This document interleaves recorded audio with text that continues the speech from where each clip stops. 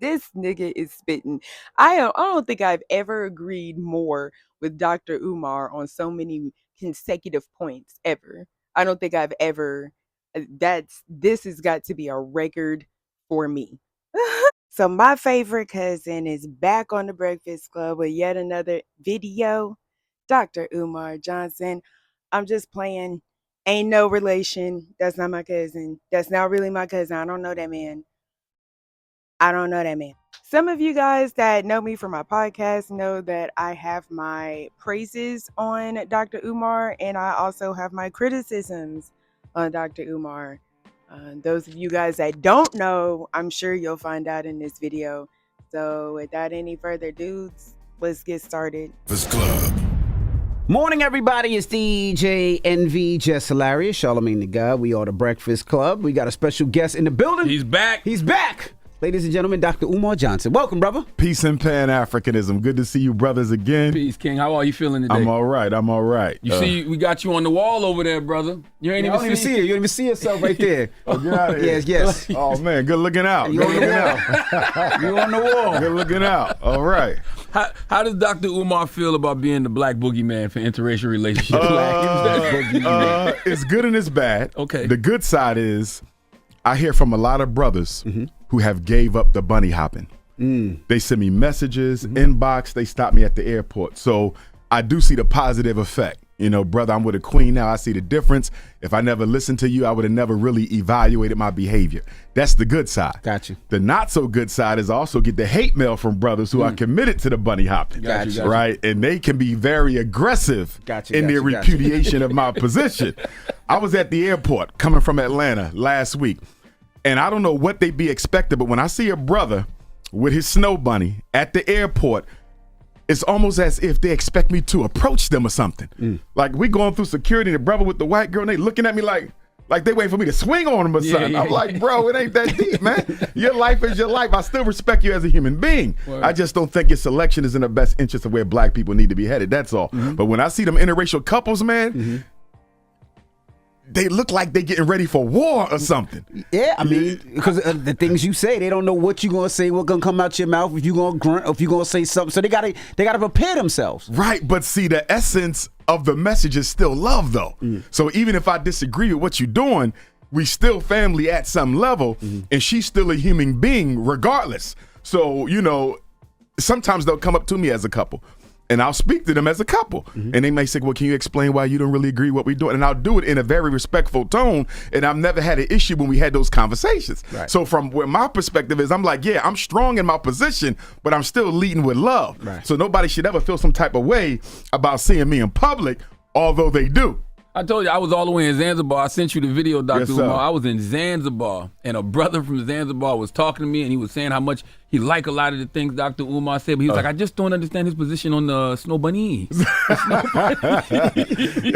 It's a contradiction about how you cut the cake. Because those children who are going to be black, how can you tell them be black and proud if you didn't make them with a black woman? You chose to incubate your seed in a non-African woman. How can you then turn around and raise those children to be black and proud when if you were black and proud, you would have chose a black woman to incubate your seed in? It doesn't make sense for the descendant of the slave to be planting his seed in the descendant of the slave master. Now, it's a complete contradiction. What do you? Okay. I get it. Like, I'm on the same train as you, Dr. Umar, but I don't think we riding in the same cab. I don't think it's as cut and dry as that. You know what I mean? I know he's not speaking on black women being with white men at this point, but it's definitely much more nuanced than that. I like these Breakfast Club interviews because like they'll ask a question, they'll get a response, and they'll move on to the next question. They're not really doing a whole lot of back and forth on the original question that, on the question that was asked. So, but it's cool though, because it gives us an opportunity to dig deeper into those conversations. So it's definitely much more nuanced than that. I don't think it's as cut and dry. I don't like that analogy. The descendant of the slave should not be incubating his seed in the descendant of the slave master. It's not as cut and dry as that. And I really don't like that analogy, because it's like those conversations, you know, they're few conversations, but there are conversations in which ADOS needs to be highlighted. But in this particular instance, I don't like the analogy of slave and slave master, descendant of slave and slave master.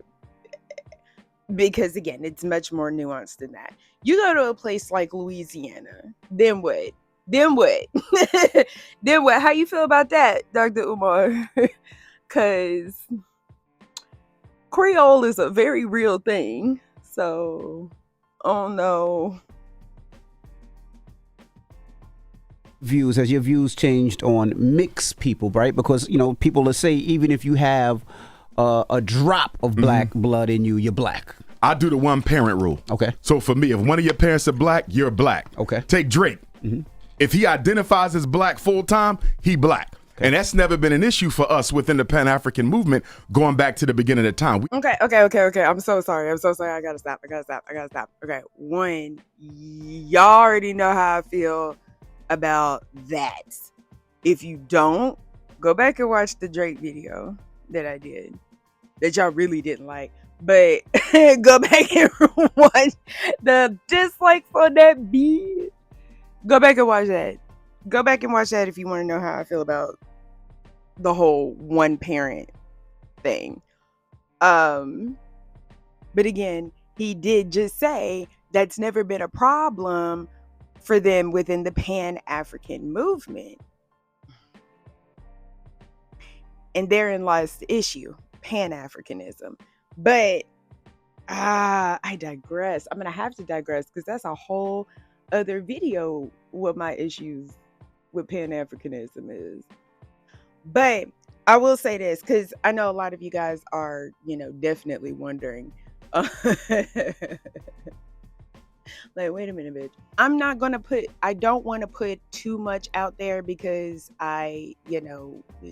he's his own person. He got his own life to live, right? But this isn't a secret. It's not like a hush-hush thing we're not supposed to talk about or anything like that.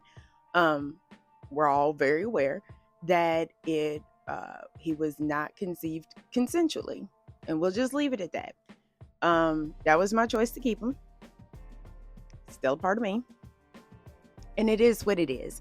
All right, so moving on from that, because I know a lot of people are like, wait a minute, because I just saw this video. So you hypocritical bitch. No, it's a completely separate situation. All right. And again, that's why I say it's not as cut and dry as how he's putting it. But again, this is the Breakfast Club. They're not going to get too deep into, it's a 2-hour long interview, but they're going to be touching on a lot of subjects just like this. So let's continue. We've never rejected the offspring of the union because nobody's responsible for how they got here. And so that's why Bob Marley, there's no contradiction for us. Right. A lot of our ancestors were mixed race. Frederick Douglass, who I'm related to, it's no contradiction because you don't choose how you come into this world, but you still have the DNA of Africa within you, but you got to identify full time. That's where it becomes an issue with our Dominican Republic brothers and sisters, Puerto Rican Africans, Cuban Africans, because sometimes they will either completely reject the African ancestry, right? Or they may say, I do have African ancestry, but I don't identify as Latino African. I'm Spanish. You see what I'm saying? Or you look at what goes on between the Dominican Republic and Haiti, that whole intense light skin, dark skin, I'm African, you ain't African type of situation. We repudiate all that. You either black all the time or you black none of the time. You know, people think because you have such a love for black people that for whatever reason that translates to hate for white folks. Not because before he even gets into that, like that's something that I come across a lot. Like, people mistake my love for blackness as a hatred towards whiteness, and that's not. I don't hate white folk. what am I gonna hate you for? I have shit to do. Y'all know that. I got, like, aside from this YouTube channel, I got other shit to do. I'm busy. I got things to do. You think I got time to take out of my day to hate an entire group of people based off of their race? You know what that is? That is projection. Okay? I feel like a lot of white people, because it's always white folks. It's never really, I mean, there's been a handful of black people that have, asked me like, Marissa, are you a little Rozzy? No, that's not the case. I'm not Rozzy. Racist. That's my little cutesy word for racist, if you didn't know. But I get a lot of that because I get a lot of that from mostly white people, because they just assume that my love for myself means a hatred for others. No, two things can be true at the same time. You can live your life and I can continue to live mine. Like, that's all this is. I have very, very, very, very, very, very, very little room in my heart for hatred. And that teeny tiny little amount of space, that's reserved for a certain select few people. Okay, I don't have time to hate an entire group of people. But because so many people in this particular group have hated so vitriolly, they're afraid that, well, the same people that they expose all of that hate towards is gonna project the same thing onto them. It's the same thing with the whole like alien type of debate. Like, oh, well, what if they come down here and they use us for slaves to mine gold? There are so many other asteroids that have the gold element. It's rare here. Why would you think they would want us to mine their gold? That's fucking weird. Is it because there's something inside of you that wants to enslave a group of people and have them mine your gold? Is that where that's coming from? Is this projection? Like, that's what I've never understood, why we should be innately afraid of aliens. No, you're just afraid that they're going to do to you what you want to do to them. That says more about you than anything else. So I digress. Let me wait, what was it even talking about? Absolutely not. Because if that were true, why do I get so many requests for help from white parents? That's right. Why do I get so many requests for help from Asian parents, Arab parents? They don't have a problem texting my phone saying, hey, can I pay this consultation? I need you to look at my child's psychological evaluation. I never get apprehension from white parents when they need my help on special education or mental health cases. You see what I'm saying? Right. So if it were that bad, I would assume they would not be reaching out to me. Mm-hmm. They have no issue reaching out to me. And they don't go through a filter. They come direct. Even the snow bunnies. Listen, I know how you feel about that. I need help with my son. He's a white boy, blonde hair, blue eyes. Will you help us? Pay the fee, I got you. And if you hated them, you wouldn't offer the help. Why would I help them at all?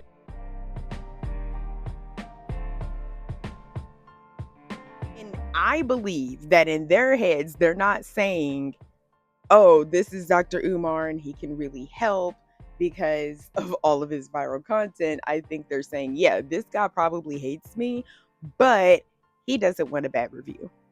He doesn't want me coming out saying, oh, well, he did X, Y, and Z. He won't see my kid. He did a horrible job with my kid. My kid ended up failing. My kid ended up needing this. My kid ended up being misdiagnosed.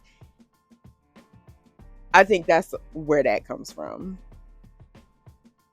That was a lot just to say a little. I'm sorry. You see what I'm saying? Yeah. Some of them buy my book too. They say, hey, I know your book is towards black families, but the information in there, we can use it too. Do white parents ever call you and say, hey, my white son or my white daughter is into this black boy or black girl and we want to erase them from there? Do they ever call you for that? No, I get the opposite. I'll get the black mother who would say, Dr. Umar, my son is bunny hopping and it looks like he has a point of no return. Can you help me out? That's what I get. Do you have a camp? Because that'd be cool. Like, you put 'em I all need in a camp. I need a camp. That's a good idea, though. So what they do a call bunny you- hopping recovery camp. Bunny Hoppers Anonymous camp. I need a camp. That's not a bad idea. That is a very good idea. You just gave me an idea. So when they do call you, how do you break Oh my it down? God, they be upset. Like Dr. Umar, he taking a white girl to the prom, and I thought that was it. No. She's living with him in his dorm. No. They about to move in together. No.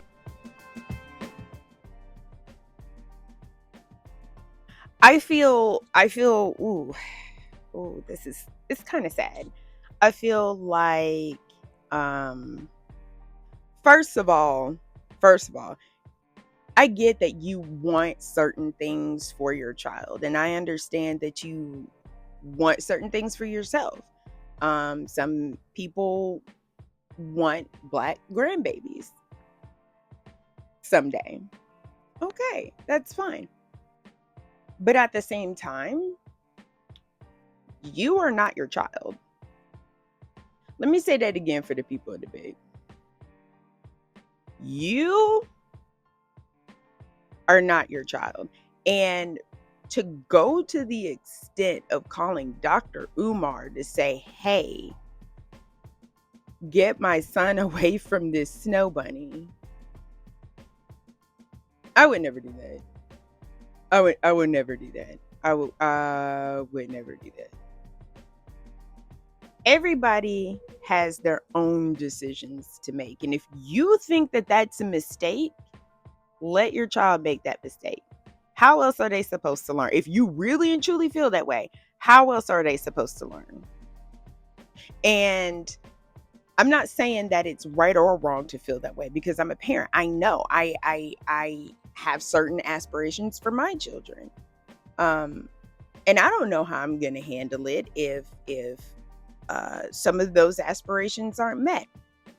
But I know that the love that I have for my child and the confidence in what I have taught my children, I'm fairly positive that in certain circumstances, they're going to make the right decisions. Now, as far as relationships go, that ain't got shit to do with me. They ain't got nothing to do with me. Yes, I would love for all of my kids to end up with beautiful black men and women. I get that. Like, yeah, of course I would. But if it doesn't happen that way, oh fucking well, they're still my kid. You know, and it's their lives, not mine. So I can't that is one thing. However, I will go so far as to say this though. And I'm not, this is y'all finna have some shit to fucking say, but y'all already got shit to say any motherfucking way. So what the fuck ever, I'm finna say it. I'm not trying to blame anybody here. I'm not blaming nobody here. But I gotta wonder, like, okay, he's saying that women are calling saying he took a white girl to prom and I thought it was just a phase or whatever. If it's starting that early, like my first real girlfriend, I'm gonna take her to prom, like that one, I'm modeling after what I'm seeing at home. So what I'm saying is, I'm really, again, I'm not trying to blame anybody here. There's no blaming at all. But is your hair relaxed? What color is it? You got contacts? Let me ask you something. There is skin lightening cream. Did you buy some? Did you buy some skin lightening cream? Did you? Are you? Because what your kid sees at home is like that first example. So if your child, if you as the mother are raising this child and they're seeing you and I love my mom. My mom is great. My mom's wonderful. Love her, love her, love her. You know, and this woman that I love reminds me of my mom and she don't look nothing like you. Maybe try to figure out what's going on there. Maybe try to figure out what that disconnect is between you and your child. It could be a completely separate thing. It could be that your child just might be so fucking sick of you. Maybe you make your child feel this small. Maybe your child is a teenager and your child is growing into an adult. And every time that you scold him for something, you make him feel this big. And maybe he's sick of that shit. And maybe he thinks all black women act like that. So maybe he wants to get as far away from that as possible. Have a conversation with your child. If that was the case, I would talk to my child first before I call Dr. Umar. But let's see what the fuck he say. Oh, she's pregnant now. What can I do? Damn. And the first thing I say to the black mother is, are you sure you did not model love or addiction to whiteness before your son?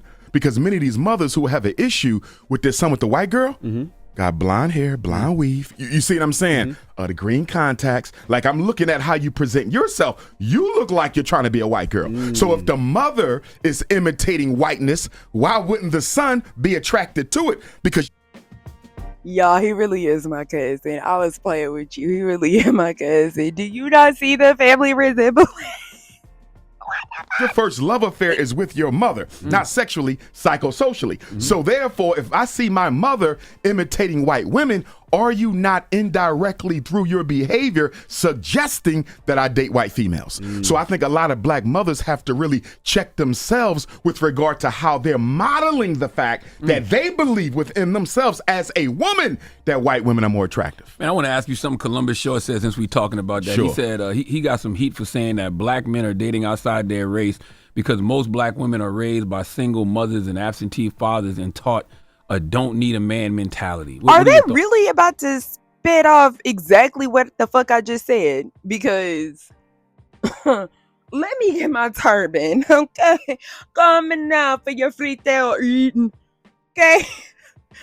Let me work on that accent. Well, here's what I would say to my brother Columbus Short, and I'm a fan of his. Are we not all victims of the systemic oppression and injustice that racism has introduced into our community?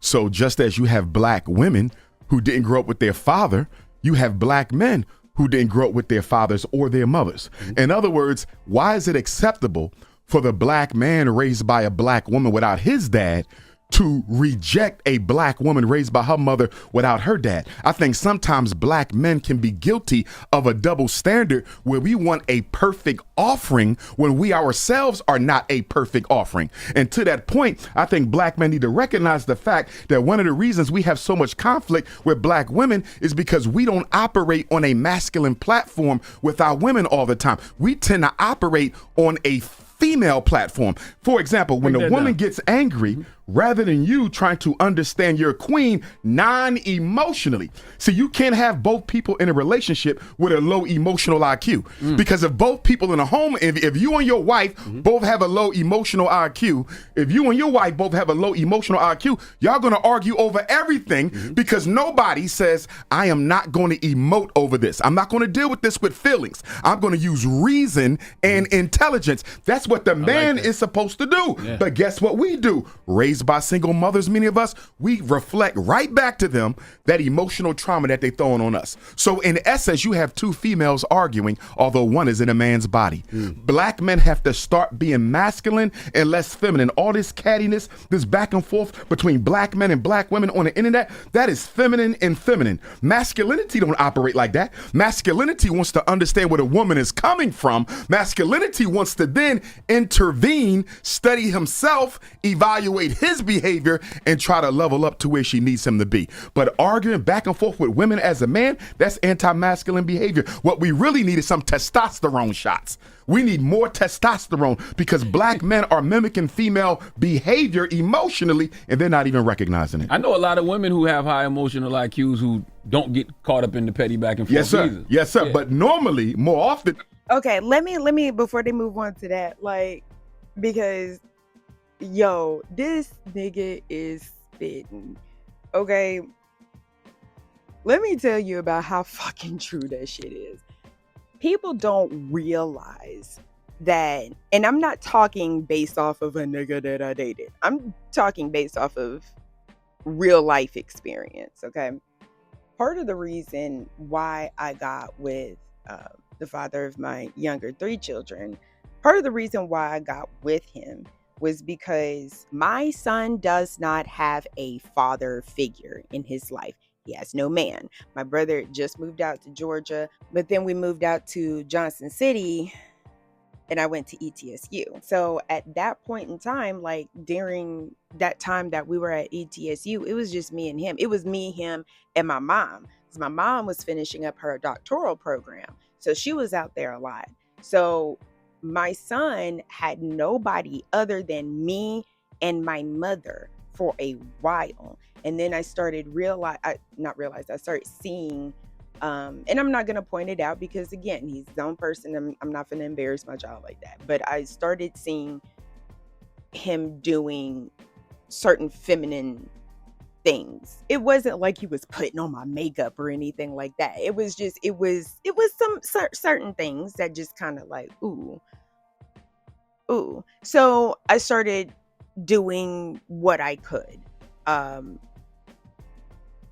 I don't think he'll get upset if I say this, but he would put on my shoes. He would put on my shoes and he would grab my purse and he'd be like, I'm going to work. And I'm like, oh no, you can't do that. Like, these are mommy's clothes. You got your clothes. And he's like, yeah, but I'm going to work. And I'm like, okay, this is going to end up being a problem. So I went to the Goodwill and I bought some men's shoes, like men's dress shoes. And I bought a little tie, little loose tie, you know, and a little wallet. And I'm like, there, those are your work clothes. This is how men go to work. So like, I was doing certain things because I knew that if he had a father around, then he would be seeing those types of things. He would be seeing daddy going to work. He would be seeing daddy wearing the big shoes and carrying the wallet and whatever. The same things that he's mimicking that he sees with me, he would do with his father if he had one around. So I was doing things like that. Not necessarily like, oh, that's some gay shit. Not like that. But like, okay, let me kind of turn this around, because if this were a different situation, then, you know. But after a while, I realized that there's only so much that I, as a woman, can do. I can never teach him how to be a man. I've never been one before. I have a whole vagina. Okay. I'm the one that gave birth to him. I can't teach him how to be a man. I don't know how. Okay. So I was at a very desperate point in my life in which I needed a father figure for my child. And so that is why I ended up getting with my ex. Because I did not want that type of, I didn't want my black child, my black son, to grow up being too feminine. In touch with his femininity, sure, but like being too feminine and it could have been avoided. And that's a fucked up thing. And I get it. And it sounds super fucked up to even say, but a lot of women feel that way. And truth be told, a lot of women stay with y'all for that reason. But we're not finna get into that. But that's exactly what happens. Like, you know, and then after I left my ex and realized that, you know, certain things outweighed other things, I knew that I had to get black men in my kids' lives. So I made sure that my cousins were around. I made sure my brother was around. I made sure my daddy was around. My daddy was my example. You know what I'm saying? So what better person? So I made sure that I stayed close to those that could be around, and I made sure that they had, and really and truly, not just black men in general. A lot of my friends' husbands, like, they knew the situation and everything, and they would take my kids, fishing and fixing cars and stuff like that. Like, they helped out because I understood the importance of not having a boy grow up too feminine. I believe that was the issue with my ex, is that his father wasn't around and that he was raised by.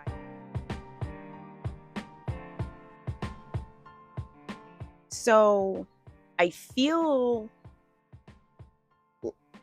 like I have a close enough proximity of it with the experience to put in 3 cents to say that it's not misogynistic to say that children need their fathers. It's not misogynistic to say children need males in their lives. That's not misogynistic at all. And as a matter of fact, I would even argue to say that it might be slightly more important socioeconomically because of the fact that especially in America, but this world and here in America, it's so feminine driven and is pushing towards catering to femininity, that part can be easier learned. I'm not saying that kids don't need their moms. I'm saying that femininity can be learned by example, schools, work, everyday life. That can be a good example. But I would argue that a masculine presence in the formative years of a child's life is important, regardless if they're a boy or a girl. But I guess, I don't know, y'all finna have something to say about this entire fucking video. Y'all be in the comment. Y'all, let me shut up. Let's just play the fucking video. And not. It's supposed to be the male. Mm-hmm. Sometimes the woman does have that, which is good, but that also speaks to the fact that the women are becoming more masculinized and the men are becoming more effeminized, not in terms of sexuality, but in terms of personality, the way that we are engaging each other. Mm-hmm. And the back and forth male-female thing, if we want to get real basic about it, you're dealing with 2 traumatized people who have not healed themselves, and now they're trying to make a healthy relationship. 2 unhappy people cannot make a healthy relationship. It is impossible. This nigga is possible. You cannot get water from oil. You can't get oil from water. If she's traumatized because her father abandoned her and he's traumatized because his mother chose her second husband over him, you got to deal with those unmet childhood issues. Most of us are still dealing with unmet childhood issues, and we're giving the responsibility to our partner to heal us from demons that can only be healed with our parents. My wife can't undo what my mama did. I got to work with my mama. Your husband can't undo what your daddy did. You got to work with your husband, but because we don't want to go back into the pain, because we've often eliminated those people from our lives, we just say, you know what, I'm going to have to work on this with my husband. I'm going to have to work on this with my wife. They can be a support for you, but they can't be the solution. Ooh. We have too many spiritual vampires floating around the black community. These are emotionally toxic people. Okay, before he gets into the spiritual vampire, because that's a whole fucking, I know he finna spit. Matter of fact, this might end up having to be a 2, 3, 4 part, because honest to God, we are 10 minutes into this shit, and I have been recording for 46 minutes. I don't know how I'm going to condense this down, but oh my God, because literally everything that he's saying is just straight. He's just straight up, and plus I've already lost daylight. And the kids is being loud as shit. I don't know if y'all can hear that or not, but they being loud. So I am gonna go ahead and we finna we finna address this, and then we finna pause it and then come back, because oh my God, 10 minutes in. We only 10 minutes in. We only 10 minutes into this video. This is ridiculous. This is ridiculous. This nigga is spitting. I don't think I've ever agreed more with Dr. Umar on so many consecutive points ever. I don't think I've ever. This has got to be a record for me. People who don't present themselves as they are to the opposite sex. They present their social self, their psychological mask, and you don't realize who they really are, Envy and Charlemagne, until somebody gets pregnant, y'all move in together, get married, or get engaged. The whole time y'all were dating, it was perfect. You see, I've been dating my queen for 10 years. We never had an issue. Get married, divorced in 6 months. You know why? Because once y'all moved in that house together, your ego no longer wants to lie to her, Envy. Your ego no longer wants to lie to her, Charlemagne. And her ego doesn't want to lie to you. So now you start seeing things that you never saw 10, 20 years when y'all were dating. Because in close proximity, the ego drops its mask. Damn. Dr. Umar ain't playing it. Let me tell you about how fucking true that shit is. Like, I have been around on this earth long enough to know that obviously you're always going to put your best foot forward. You're always going to show the best self, the best version of yourself when meeting somebody new. And there's nothing wrong with that. However, you can still show the best version of yourself while still being authentic. What I get a lot from people is shock and surprise when I'm as honest as I am about certain things. And my response is always, I don't have time to lie. Like, I don't have time to lie. I don't have time to sugarcoat shit for you. This is me. This is me. This is who the fuck I am. Who the fuck are you? You gonna show me who you are?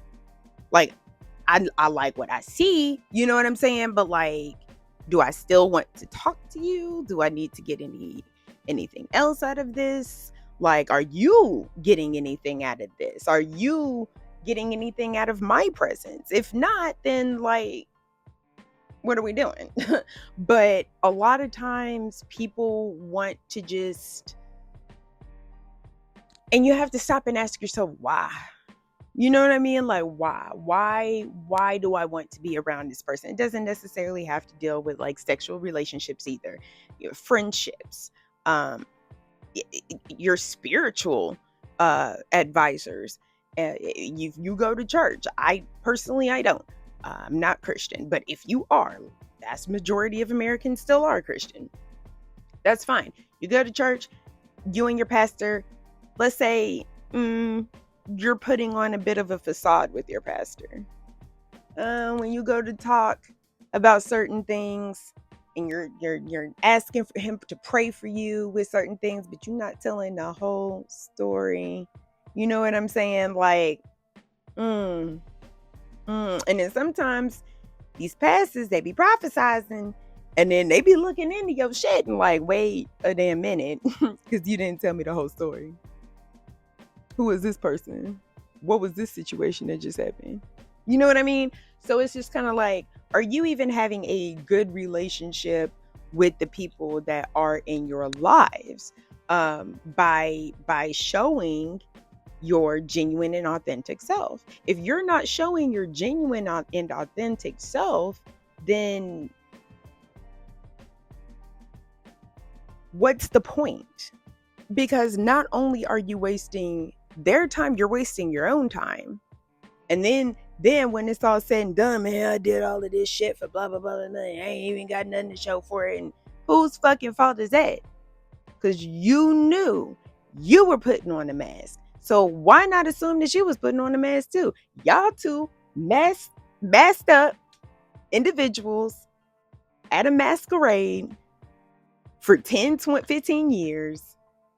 You decide to move in together, and then you take the mask off, and neither of y'all are who you thought each other was, because you decided to put this front on for so long. Then you got to ask yourself, why am I putting on a front?